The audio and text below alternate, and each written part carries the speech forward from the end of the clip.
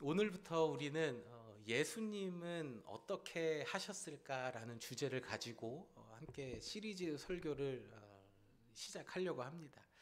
우리는 이 시리즈 설교를 통해서요, 이 시대의 성도로서 그리스도인으로서 어떻게 살아야 하는지 예수님의 모습을 통해서 또 예수님의 말씀을 통해서 함께 말씀을 나눌 것인데요. 오늘은 첫 시간으로 이 세상에서 성도의 삶, 이 세상에서 그리스도인으로서 어떻게 살아야 하는지 마태복음 16장 23절 24절 말씀을 가지고 세상에서 성도의 삶이라는 주제를 가지고 함께 말씀을 살펴보도록 하겠습니다. 먼저 예수님께서 이 땅에 오셨을 때의 그런 시대적인 상황 또 분위기, 문화를 좀 말씀을 드릴게요. 예수님께서 이 땅에 오셨을 때에 우리가 잘 알고 있는 것처럼 그 당시는 로마라는 나라가 전 세계의 패권을 장악하고 있었던 시대였습니다. 이 로마라는 나라는 그리스의 문화를 흡수하여서 그리스의 문화를 흡수하여서 문화가 찬란하게 꽃을 피우고 번성을 하였는데요. 이 그리스의 문화 중에 대표적인 것이 헬레니즘이라는 문화입니다.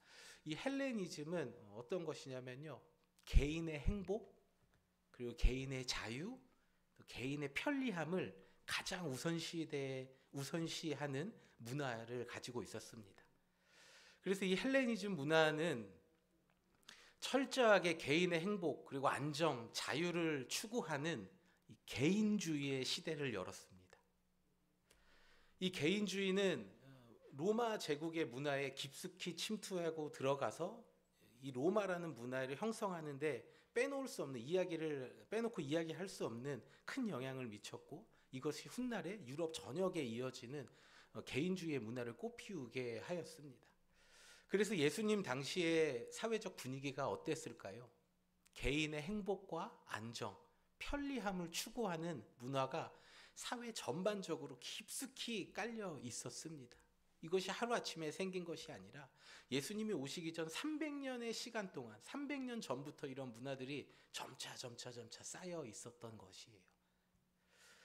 한국 사회도 혼술, 혼밥, 또 혼영, 혼자 여행한다, 혼행, 이런 이야기들이 10년 전부터 등장을 했습니다. 그리고 한국 사회도 식당에 가면 혼자서 밥을 먹을 수 있는 1인 테이블이 놓여 있는 곳들을 심심치 않게 아주 자주 종종 목격할 수가 있습니다. 이런 것들이 보여주는 것이 바로 이 세상 사람들의 마음속의 분위기 속에는, 사회적인 분위기 속에는 혼자서 하는 것이 편하고 익숙하다라는 것을 단적으로 보여주는 사회의 하나의 현상이라는 거죠. 우리가 발을 딛고 살고 있는 이 미국은 어떠합니까? 이 나라의 문화를 가장 잘 설명할 수 있는 단어가 개인주의 아닙니까? 개인주의. 하버드 대학교에서 미국인에 대해서 이해하는, 또 미국의 삶에 대해서 이렇게 잘 정리를 해놓은 그 글을 읽은 적이 있는데, 거기서 미국인들의 특징을 딱 두 가지의 단어로 집어서 이야기하더라고요. 하나는 인디비주얼리즘이라는 것과 또 하나는 프라이버시라는 거예요. 개인주의 그리고 사생활, 이것이 미국 사회를 이해하는데 정말 큰 도움이 되잖아요. 그만큼 그것을 중요하게 생각하고 사람들은 살아가죠. 개인주의라는 것은요, 자신의 감정에 솔직합니다. 여러분 미국 사람들 보면은 대부분의 자신의 감정에 좀 솔직하잖아요. 그렇지 않은 사람들도 있겠지만 대부분의 미국의 사람들은요, 자신의 감정에 대해서 솔직하게 표현을 잘합니다. 그리고 내가 어떻게 살아갈 것인지를요, 스스로가 결정을 합니다. 이 개인주의 문화의 특징이에요. 그래서 어린 아이의 시절부터 그 교육을 그렇게 받잖아요. 가정에서 너가 한 것에 대한 책임을 지는 거고, 네가 하는 행동에 대해서 어떻게 해야 된다라는 것을 가정에서부터 또 학교에서부터 교육을 받지 않습니까? 그래서 사람들은 내가 불편하고 하기 싫으면 안 해도 돼 라는 생각을 마음속 깊숙이, 그리고 우리 정신 세계 깊숙한 곳에서 생각을 가지고 살아갑니다. 내 인생은 내가 선택하고 결정하고 살아간다.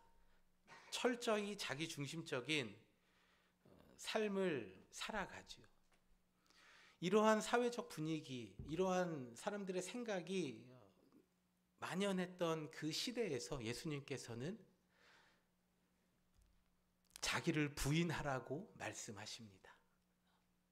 자기가 최고, 자기가 중요한 사회 가운데에서 예수님은 자기를 부인하라고 말씀하셨어요. 예수님 자기를 부인한다는 게 뭘까요? 다른 성경, 그 현대인의 성경의 번역본을 보면요, 조금 더 구체적으로 디테일하게 번역을 해놓았는데, 자기를 버리고라고 번역을 해놓았습니다. 예수님은 제자들에게 이렇게 말하셨습니다. 누구든지 나를 따라오려거든 자기를 어떻게 하라고요? 버리래요. 그러니까 자기를 부인한다라는 것은요, 자기를 버리는 것이에요. 예수님께서 오늘날 오셨을 때, 이 땅에 오셨을 때도 이런 말씀을 하셨을까요? 네, 맞습니다. 그 시대, 예수님 당시의 시대에도요, 사회의 전체적인 이런 분위기가 오늘을 살아가는 우리와 별반 다를 것이 없었어요. 아주 비슷한 시대였습니다. 그런 상황에서 개인주의가 깊이 깔려있는 그런 시대적인 상황, 오늘을 살아가는 우리에게도 나를 따라오려거든 자기를 버리라 라고 말씀하고 있습니다. 예수님의 이 말씀은요, 우리에게 어떤 선택을 요구하시는 것이 아닙니다. 나를 믿는 자는 죽어도 살겠고 살아서 나를 믿는 자는 영원히 죽지 아니하리라 예수님께서 말씀하셨죠. 내가 너를 죄 가운데로부터 건져냈고 이것을 너가 믿느냐? 아멘 한다면요, 예수님께서는 must forget about yourself, 너 자신을 잃어버리라, 너 자신에 대해서 생각하지 말아라 라고 말씀하시는 거예요. 예수님이 나의 구원자이시고 나는 영원히 죽을 수밖에 없는 죄인이었지만 예수님께서 나를 그 영원한 죽음의 자리에서 생명의 자리로 옮겨주셨다는 것을 믿는 사람은요, 자기를 버리고 나를 따르라, 예수님을 따르라라고 우리에게 명령하고 계시는 것입니다. 그런데 우리는 어떻습니까? 예수님을 나의 구주라고 믿는다고 고백하고 이 세상을 살아가지만 우리는 여전히 나의 행복, 나의 편안함, 또 내가 기뻐하는 것들이 우리의 삶에서 가장 중요한 첫 번째 순위에 올라가 있어요. 또는 그것이 두 번째, 가족이 첫 번째. 다른 것들이 이 순서만 다를 뿐이지 우리의 삶에는 항상 나 아니면 가족, 이 나 중심적인 그 바운더리를 벗어나지 못하는 것들이 우리의 삶에 항상 우선순위에 있다라는 것이죠. 그런데 우리가 느끼는 삶을 살아가면서 느끼는 문제는 뭐예요? 우리의 삶이 행복했으면 좋겠고 편안했으면 좋겠는데 우리의 삶이 늘 행복하고 편안하지 않는다는 것을 우리는 경험합니다. 나의 행복한 마음, 편안한 마음, 기쁨, 지금 내가 처한 상황, 그리고 내가 겪고 있는 어려움들을 통해서요, 나의 행복과 기쁨, 평안이 사라지는 것을 우리는 경험한다는 것이죠. 우리는 왜 이러한 것을 경험하고 살아갈까요? 그것은 바로 나를 버리지 못하기 때문이에요. 나를 버리지 못하기 때문에. 여러분 생각해 보세요. 일을 마치고요, 남편이 집에 돌아왔어요. 또는 일을 마치고 아내가 집에 돌아왔어요. 근데 집이 완전히 난장판입니다. 어지러운 거예요. 막 정리가 하나도 안 돼 있는 거예요. 그럼 그 모습을 보고 오늘은 집이 참 어지럽구나, 정리가 안 돼 있구나 라고 생각하시는 분들이 계실지도 모르겠지만 대부분의 우리가 딱 그 모습을 봤을 때 뭐야 이게, 정리가 하나도 안 돼 있네? 왜 이렇게 집이 더러워? 이러면서 내 마음에 어떠한 마음이 들어요? 불편한 마음이 드는 거예요. 보기 싫은 거예요, 그 상황이 내 마음에. 그래서 아내에게 또는 남편에게 아니 집이 왜 이렇게 더러워? 라고 약간 좀 불평해 불만해 어조의 이야기를 해요. 그러면 상대방으로부터 돌아오는 말이 어떤 말들이 돌아옵니까? 여보, 미안해요. 내가 집을 잘 못 치웠어요. 너무 바빠서 오늘 시간이 없어서 못했습니다. 당신이 도와주세요. 우리 같이 정리해요. 이러면 얼마나 좋겠습니까? 근데 현실은 어때요? 돌아오는 말은? 아니, 나는 집에서 놀았어? 내가 하루 종일 얼마나 바빴는지 알아? 뭐 이런 이야기들이 들어오잖아요. 그러면서 뭔가 그 부부 사이에 갈등의 시작이 되고 그런 일들이 불꽃이 다 이렇게 튀는 일들을 경험하지 않습니까? 우리 자녀들도 마찬가지예요. 어지러워진 자녀들의 방을 보면서요, 우리의 아이가 천재적인 그 생활 스타일을 가지고 있어서 정리가 하나도 안 돼 있지만 우리 아이는 어디에 무슨 물건이 있는지 자기는 정확하게 아는 아이야, 이렇게 생각하는 부모가 어디 있겠습니까? 어지러운 방을 보면서요, 얘는 도대체 누굴 닮아가지고 집이 이 모양이야, 방이 이 모양이야, 이런 생각을 하죠. 그래서 빨리 이걸 치웠으면 좋겠죠. 그런데 자녀들은 어때요? 어머니, 아버님, 제가 방이 너무 어지럽혔습니다. 용서하여 주시옵소서. 지금 당장 치우겠나이다. 이렇게 하면은 부모로서 얼마나 행복할까요? 그런데 아이들의 반응은 그렇지 않죠. 알았어, 내가 할게. 내가 하려고 했어. 내 방인데 뭔 상관이야. 내가 알아서 할게. 이런 반응들이 나올 때가 있다라는 거죠. 자녀들이 자기 편한 대로 말과 행동을 하니까 부모는 어때요? 이렇게 머리 위에 이제 뚜껑이 스팀이 나오는 거예요. 뚜껑이 열리는 거예요. 화가 나는 거예요. 분노하는 거예요. 그런 분노하는 부모의 모습을 보고 자녀들도 분노합니다. 왜 그래요? 이해가 안 되거든요. 내가 알아서 할 건데 왜 참견이야? 내 방인데, 내 그 공간인데 내가 알아서 하는 거 아니야? 이게 서로 자기만 생각을 하는 거예요. 불편한 방을 보는 부모의 그 불편한 마음, 나의 불편한 마음. 또 내가 알아서 하면 되는데, 할 건데 왜 그거 갖다 뭐라고 하는지, 나를 불편하게 만드냐라는 그 자녀들의 마음. 이런 것들로 인하여서 우리의 삶에 늘 갈등과 어려움, 또 그 위험한 상황, 다툼의 상황이 시작되는 거죠. 내가 불편하고 하기 싫은 것을 하지 않아도 된다는 이 개인주의의 모습이 이러한 우리의 삶의 모습으로 나타난다는 것입니다. 자기를 사랑하는 마음, 내가 편하고자 하는 마음, 내가 행복하고자 하는 마음이, 그 마음과 생각이 우리의 삶에 깊이 뿌리 내리고 있기 때문이에요. 여러분의 자녀들에게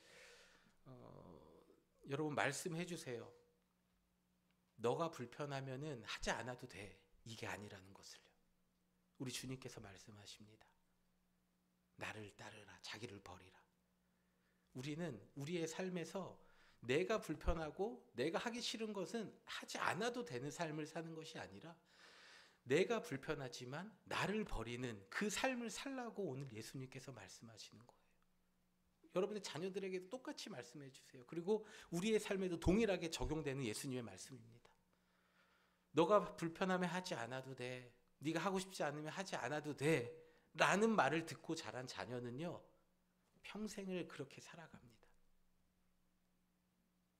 그러한 자녀들에게 무엇을 이야기를 해줘야 되겠습니까? 또 우리는 어떤 마음을 가져야 되겠습니까? 그런 불편한 상황에서 예수님은 어떻게 하셨을까? 하나님은 무엇을 원하실까? 라는 질문을 우리 스스로에게 던지고 우리 자녀들에게 이러한 신앙의 교육의 모습을 가르쳐 준다라면요, 우리의 자녀들은 스스로가 그 불편한 상황에서 개인주의적인 모습을 내가 하기 싫으면 안 해, 이런 삶이 아니라 이런 모습을 버리고 하나님이 기뻐하시는 것은 무엇일까? 예수님은 어떻게 하셨을까라는 질문을 가지고 그의 인생을, 믿음의 길을 걸어가고 찾아가고 살아간다는 것이죠. 우리의 삶에도 이러한 모습이 필요합니다. 우리가 마주하는 불편한 상황, 어려운 상황 가운데에서 이게 뭐야? 불평하고 이게 뭐야? 이게 아니라 하나님이 나에게 원하시는 것은 무엇일까? 예수님이라면 어떻게 하셨을까라는 질문을 가지고 하나님께서 기뻐하시는 삶, 또 예수님께서 말씀하시는 그 길을 따라가는 우리 모두가 되어지길 주님의 이름으로 축복합니다. 아무리 우리가 기도하고 예배드리고 말씀 보고 평생을 10년, 20년 뭐 오랫동안 평생을 살아도요, 나의 편안함과 만족을 추구하고 나를 버리지 못한다면요, 우리의 삶에는 이러한 끊임없는 갈등과 어려움이 찾아옵니다. 그래서 종교개혁자 존 칼빈은 이렇게 이야기했어요. 예수님을 옳은 것을 추구하고 동시에 자기 부정에서 물러서는 사람의 장애물에는 끝이 없고 한계가 없다라고 이야기를 했어요. 나는 열심히 예수님을 섬기고 예수님을 따라 살고 예배도 잘 드리고 교회도 열심히 나가고 봉사도 열심히 하고 정말 모든 것을 다 열심히 주님을 섬긴다고 하지만 나를 버리지 않는 사람에게는요, 그 삶에 나타나는 문제는 한계가 없고 끝이 없는 문제들이 계속 일어난다는 거예요. 믿음의 길을 가지만 자기를 버리지 못하는 사람은요, 끝이 없는 한계가 없는 어려움을 계속해서 마주하게 될 거라고 경고하고 있는 것입니다.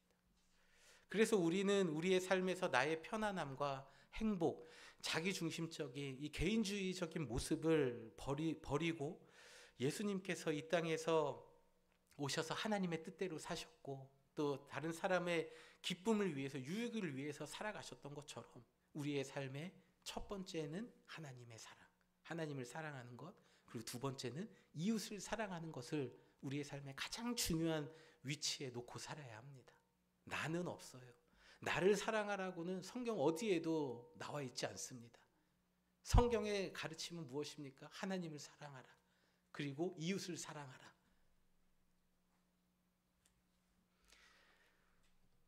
성경은 우리를 향한 하나님의 분명한 뜻이 하나님 사랑, 이웃 사랑이라는 것을 말씀하고 있습니다. 그러나 사람 안에 있는 이 죄의 모습, 죄성은 언제나 나를 바라보게 만들어요. 나를 바라보게 만들어요. 내가 얼마나 힘들었는지 알아. 내가 얼마나 열심히 했는지 알아. 내가 얼마나 이렇게 했는데 너 어떻게 나한테 이럴 수 있어. 모든 것이 생각이 자기 자신에게로 향해 있습니다. 여러분 보세요. 아담과 하와가 하나님의 말씀을 어겼습니다. 죄를 지었어요. 그리고 죄가 아담과 하와에게 들어오자마자 그들이 발견한 게 뭐예요? 자기 자신들이 벌거벗은 것을 알았더라. 그 전에는 에덴 동산이라는 곳에서 하나님을 바라보고 서로를 바라보고 기쁨으로 살아가는 존재였는데 죄가 그 안에 들어오자 하나님 보이지 않고요, 옆에 있는 사람 보이지 않고 내가 벌거벗었네? 나를 보기 시작한 거예요.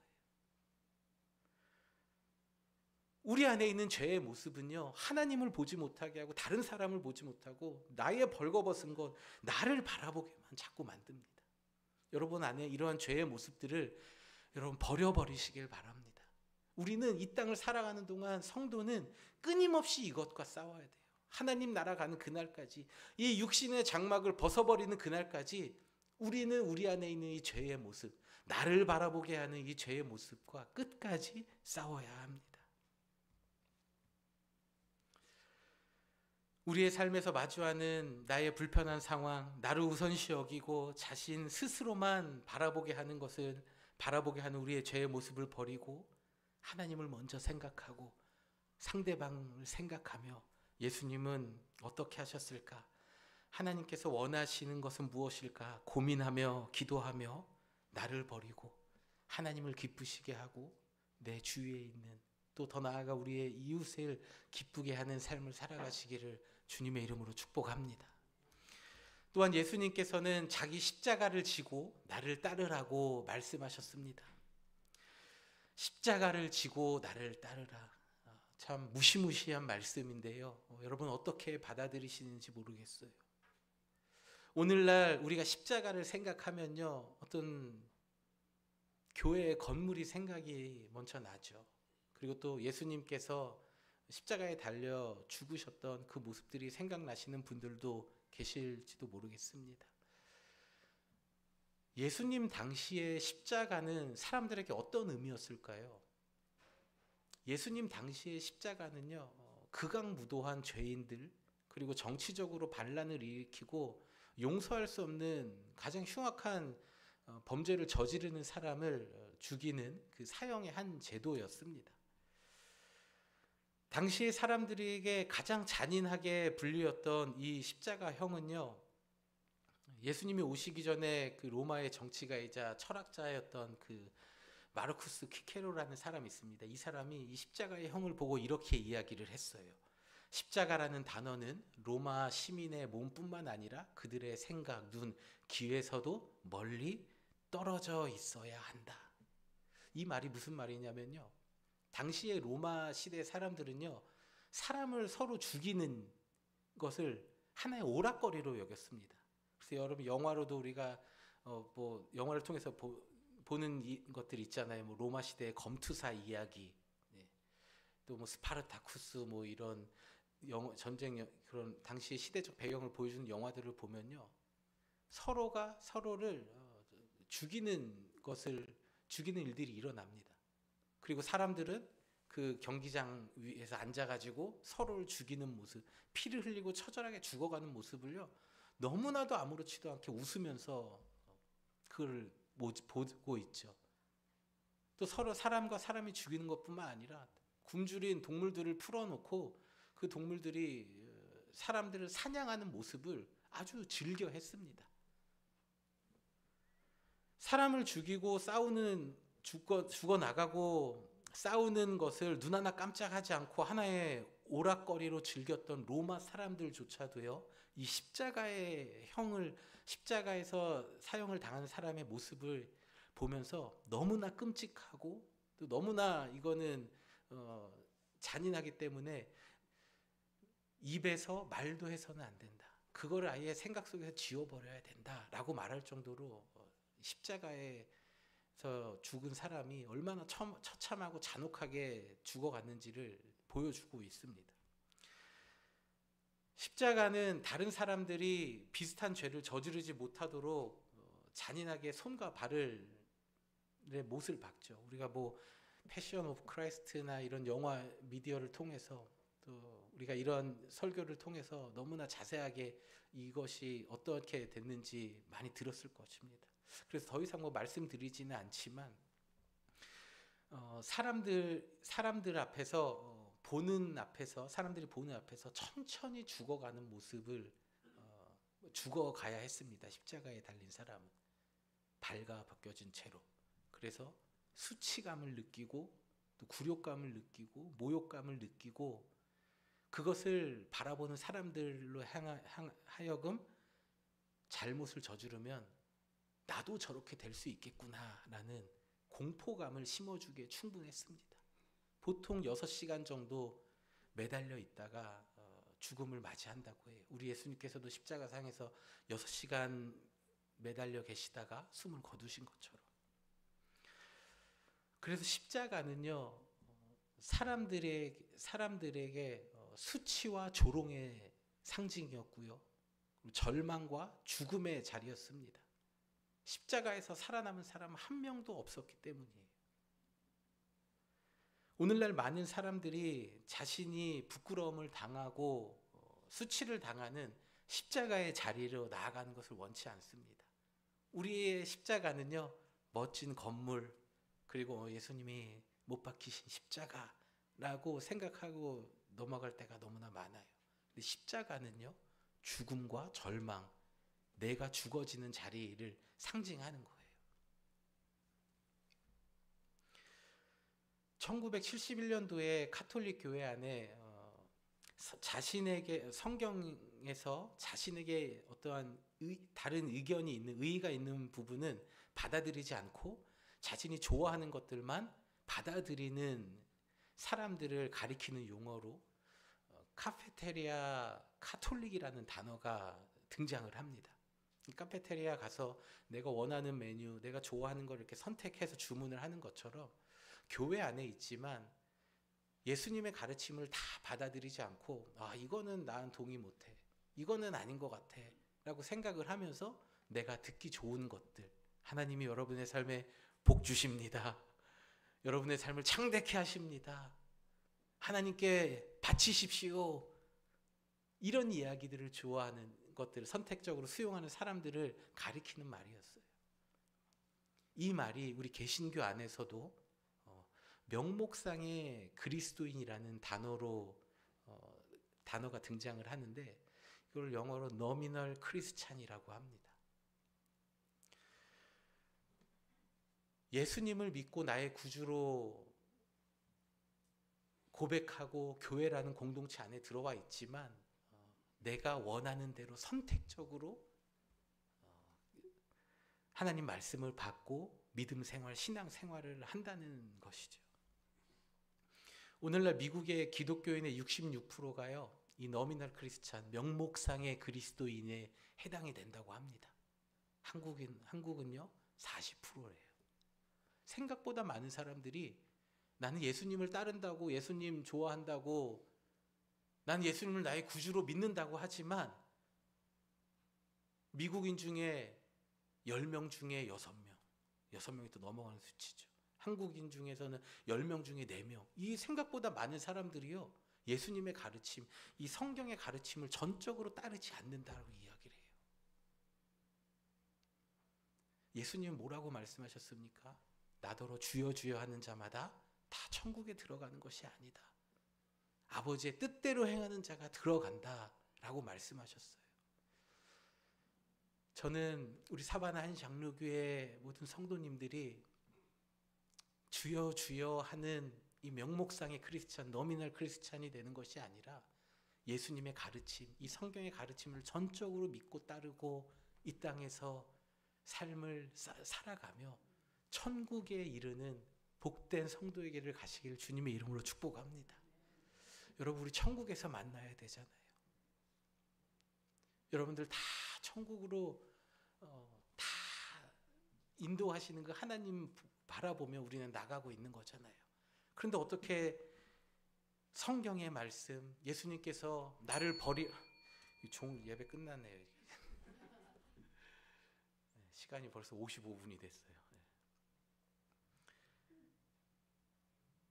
나를 따르라, 너를 버리라라는 예수님의 말씀을 우리는 선택적으로 수용할 수 있겠습니까? 여러분, 이것은 이 말씀을 듣는 여러분뿐만 아니라요, 저에게도 해당되는 거예요. 여러분들 말씀 다 잘 전하고 여러분들 다 천국 가고 우리 목사님 어딨지? 이러면 얼마나 비참한 인생입니까? 우리는 모두 다 끝까지 이 싸움을 싸우면서 나가야 돼요.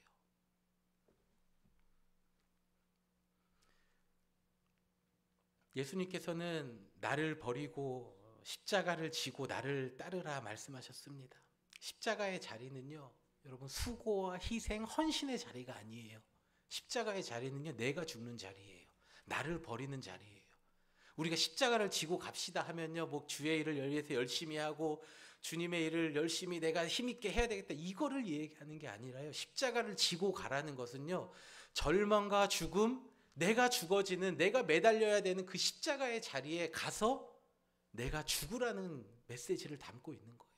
예수님께서도 그 십자가를, 자기가 매달린 십자가를 짊어지고 가셨잖아요. 그리고 거기서 매달려 죽으셨잖아요. 우리도 내가 가서 매달릴 거, 죽는 것을 알지만 그 자리에 나아가는 것이 바로 십자가를 지라는 삶의 예수님의 말씀, 메시지인 것을 여러분 기억하시길 바랍니다. 우리는 다 죽어야 돼요.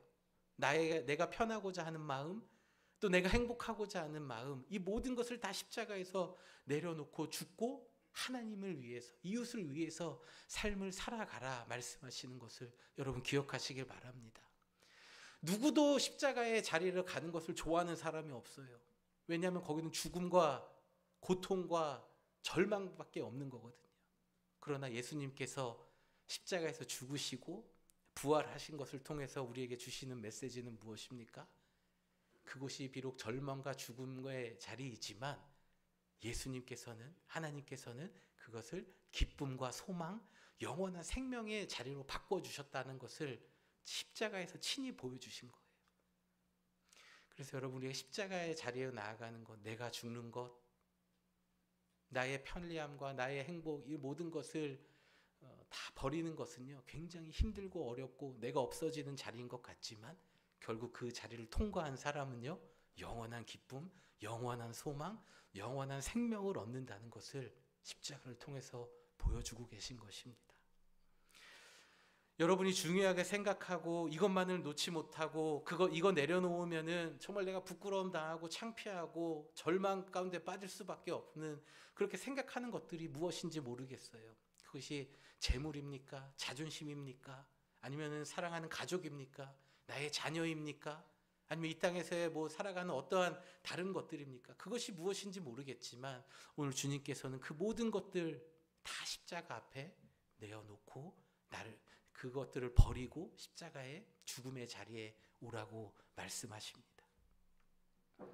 십자가를 지고 예수님을 따르는 삶은요, 내가 부끄럽고 내가 수치를 느끼고 내가 없어지는 것을 경험하는 그 절망의 자리입니다. 그러나 그 절망의 자리를 나아가는 사람은요, 다시 살아나는 은혜를 경험하게 될 것입니다. 오늘 말씀의 결론입니다. 우리는 너가 중요하다, 너가 이 세상의 삶의 주체이다 라는 시대와 문화 속에서 살아가고 있습니다. 그리고 예수님의 말씀, 너 자신을 버리고 십자가를 지고 나를 따르라 라는 이 말씀, 우리는 어쩌면 이 사이에 있는지도 모르겠어요. 이 세상의 가치관과 또 하나님의 말씀, 예수님의 말씀 사이에서 우리는 날마다 우리의 충돌이 일어나죠. 믿음의 충돌이 일어나고 선택의 충돌이 일어납니다. 그러나 여러분 기억하십시오. 예수님께서 우리에게 말씀하시는 것은 선택의 문제가 아니에요. 세상을 따라 살아가면요, 영원한 멸망, 죽음이고요. 예수님 따라 살아가면요, 영원한 생명, 영원한 삶을 살아갈 수 있다는 것을 여러분 기억하시길 바랍니다. 여러분 속지 마시길 바랍니다. 여러분 스스로에게 속지 마시고 이 세상이 주는 가르침, 문화 속에서 여러분 속지 않으시기를 바랍니다. 이번 한 주간을 살아갈 때에 매일의 삶의 순간에서 나의 만족과 유익을 추구하는 모습이 있다면요, 나를 버리고 내가 죽어지는 십자가 앞에 그 절망과 죽음의 자리를 향해 나아가시길 바랍니다. 삶에 마주하는 그 두려움 앞에서 예수님은 어떻게 하셨을까? 하나님께서 나에게 원하시는 것은 무엇일까? 기도하며 하나님의 뜻을 구하며 살아가는 한 주의 삶이 되어지길 주님의 이름으로 축복합니다. 또한 한 주간의 삶에서 나를 버리지 못하고 나의 편안함과 나의 유익을 위해 살아가고자 하는 마음으로 우리의 삶이 매일매일 매 순간순간마다 넘어질지라도 그런 마음으로 넘어질 때에 우리를 위하여서, 나를 위하여 자기를 버리시고 십자가에 죽어주신 예수 그리스도를 기억하시길 바랍니다. 그래야 여러분의 삶의 자리에서, 가정에서 나를 버리는 십자가를 지고 예수 그리스도를 따르는 복된 성도의 삶을 살아가시길 주님의 이름으로 축복합니다. 우리 모두 자리에서 함께 일어나셔서 우리의 구원자 되시고 또 우리의 믿음의 본이 되어주신 주님 앞에 우리 믿음의 고백, 결단의 찬양 함께 올려드리도록 하겠습니다.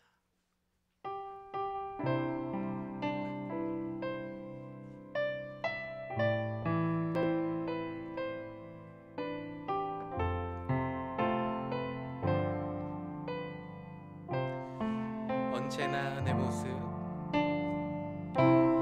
언제나 내 모습,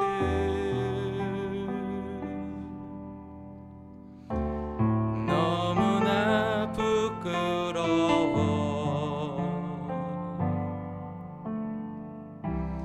무릎으로 주님께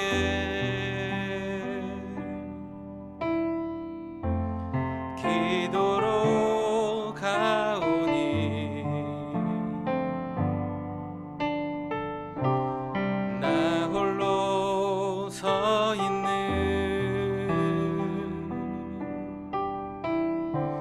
죽은 내 영 깨우사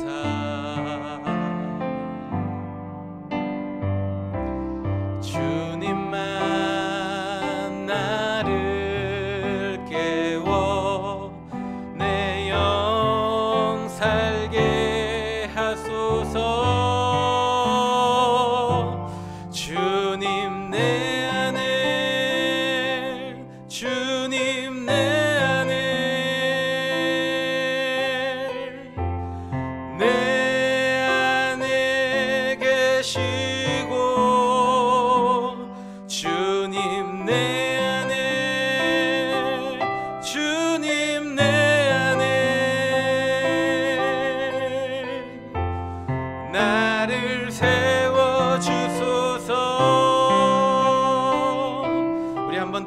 믿음의 고백 하나님 앞에, 주님 앞에 올려드립시다. 언제나 내 모습, 언제나 내 모습 너무나 부끄러워, 너무나 부끄러워. 무릎으로 주님께, 무릎으로 주님께 기도의 자리로 나아가십시오. 기도로 가오니 우리 주님 여러분과 함께 하십니다. 나 홀로 서 있는 죽은 내 영 깨우사, 죽은 내 영 깨우사. 주님 나를 깨워주시옵소서. 주님만 나를, 아멘. 주님 그리하여서 살게 하여 주시옵소서. 살게 하소서. 주님 내 안에, 주님 내 안에, 내 안에 계시고, 주님 내 안에, 주님 내 안에 나를 세워주소서. 주님 내 안에, 주님 내 안에, 주님 내 안에, 내 안에 계시고, 내 안에 계시고, 주님 내 안에, 주님 내 안에 나를 세워준. 우리 오늘 주신 말씀을 가지고 함께 같이 기도합시다. 아버지 하나님, 내 안에 살아계신 주님, 오늘도 말씀을 통하여서 나를 깨워주시는 주님, 아버지 하나님, 우리가 이 세상의 가치가 또 이 세상의 문화에 휩쓸리지 않고 주님 오늘 말씀하시는 자기를 부인하고 나를 따르라, 십자가를 지고 그 죽음의 자리, 내가 죽어지고 내가 낮아지고 내가 부끄러움을 당하고 수치를 당하는 그 십자가의 자리로 나오라 말씀하시는 그 예수님의 말씀을 따라 살아가는 저희들 되게 하여 주시옵소서. 하나님, 내가 놓지 못하는 것이 무엇이 있습니까? 나의 삶에서, 우리의 가정에서 내가 놓지 못하고 나의 기쁨을 위하여, 나의 만족을 위하여 생각하고 살아가는 것은 무엇입니까? 오늘 말씀하시는 그 주님의 말씀 앞에 나를 버리고 죽음과 절망의 십자가 앞에 그 모든 것들을 다 내려놓는 삶을 살아가는 제가 되게 하여 주시옵소서. 그리하여서 비록 죽음과 절망의 자리에 있지만 하나님의 은혜로 다시금 살려주시는 은혜, 다시 우리가 회복되는 은혜, 생명의 자리로 나아가는 은혜를 경험하는 저희들 되게 하여 주시옵소서. 아버지 하나님, 우리의 삶 가운데에서 십자가의 자리로 나아가기를 원합니다. 나의 편리함과 나의 만족을 추구하고 유익을 위하여 살아가는 삶이 아니라 하나님을 기쁘시게 하고 하나님을 높여드리며 하나님께서 말씀하신 이웃을 사랑하며 다른 사람을 먼저 생각하고 다른 사람을 나보다 낮게 여기는 삶을 살아감으로 하나님이 기뻐하시는 하나님의 말씀에 순종하는 삶을 살아가는 저희들 되게 하여 주시옵소서. 그리하여 하나님께서 우리의 삶에 주어주시는 모든 형통의 길로 인도하시는 은혜를 받아들이는 저희들 되게 하여 주시옵소서. 주님, 우리의 삶을 주님 붙들어 주시옵소서. 주님 내 안에 언제나 함께 계심을 믿습니다. 주님 내 안에 살아 역사하심을 그렇습니다. 주님, 우리는 주님을 믿고 따르고 섬긴다고 하지만 우리는 나를 위하여 나의 편안함을 더 중요하게 여기고 살아갈 때가 많았습니다. 오늘 예수님께서 나를 버리고 십자가를 지고 예수님 따르라, 하나님 말씀을 따르라, 살아가라 말씀하시는 그 말씀 앞에 믿음으로 나아가는 저희들 되게 하여 주시옵소서. 이제는 우리 주 예수 그리스도의 은혜와 하나님 아버지의 측량할 수 없는 사랑과 성령님의 감화와 감동, 교통 역사 인도하심이 오늘 나를 버리고 자신의 십자가를 지고 예수 그리스도를 따르라 말씀하시는 그 하나님의 부르심 앞에 부르심에 합당한 삶을 살아가기를 다짐하는 이 자리에 머리 숙인 모든 성도들 한 사람 한 사람 머리 위에 저들의 가문과 가정과 삶의 모든 지경 위에 이제부터 함께 하시기를 간절히 축원하옵나이다. 아멘.